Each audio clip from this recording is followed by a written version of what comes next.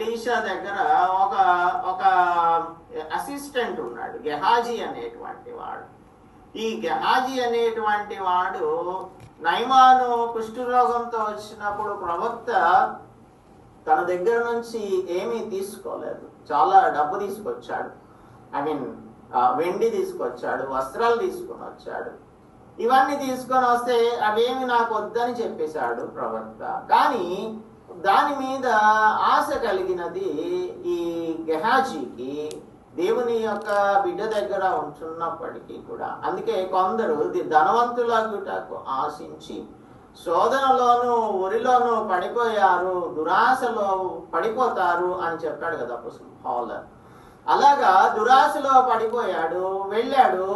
Ephraim మన్యం నుంచి చుట్టాలు వచ్చారు మా ప్రవక్త గారి దగ్గరికి, మా యజమాని దగ్గరికి. కాబట్టి నాకు 2 మణుగుల వెండిని ఇవ్వమన్నాడు, 2 దుస్తుల బట్టలు అంటే 2 pairs of clothes కావాలని అడిగాడు.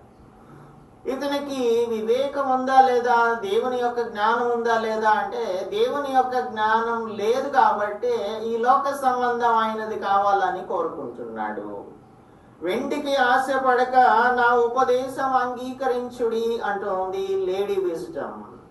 సో వెండికే ఆశపడుతున్నాడు. సరే బాబు, 2 మణుగుల వెండి ఏంటి, 4 మణుగుల వెండి తీసుకెళ్ళు, డబుల్ తీసుకెళ్ళు అని 2 సంచుల్లో వేసి తన పనివాణిని ఇచ్చి పంపించాడు నయమాను. అది తీసుకొని వెళ్ళిన తర్వాత ఏమొచ్చింది, తనకు వెండి సంపాదించుకుందాం అనుకుంటే కుష్ఠరోగాన్ని సంపాదించుకున్నాడు. ఇంకా ఏమంటున్నాడు, మేలిమి బంగారు ఆశింపక తెలివినందుడి అని ఈ లేడీ విజ్డమ్ అంటుంది. ఆకాను గురించి మనం ఈ అధ్యాయం ధ్యానం చేస్తున్నప్పుడే మాట్లాడుకున్నాము. న్యాయాధిపతుల గ్రంథం 7వ అధ్యాయం 20వ వచనంలో చూసినట్టయితే ఆకాను ముందుగా శపితమైన దానిలో దేన్ని కూడా మీరు తీసుకోకూడదని జాషువా చెప్పినా కూడా తాను ఏం చేశాడు, ఒక షీనారు వస్త్రాన్ని, 200 తులముల వెండిని, తర్వాత ఒక 50 తులముల బంగారు కంపెనీ, ఒక గోల్డ్ బార్ కావాలని చెప్పి దానిని చూచి ఆశపడి తీసుకొని వచ్చి తన డేరాలో దాచిపెట్టుకున్నాడు.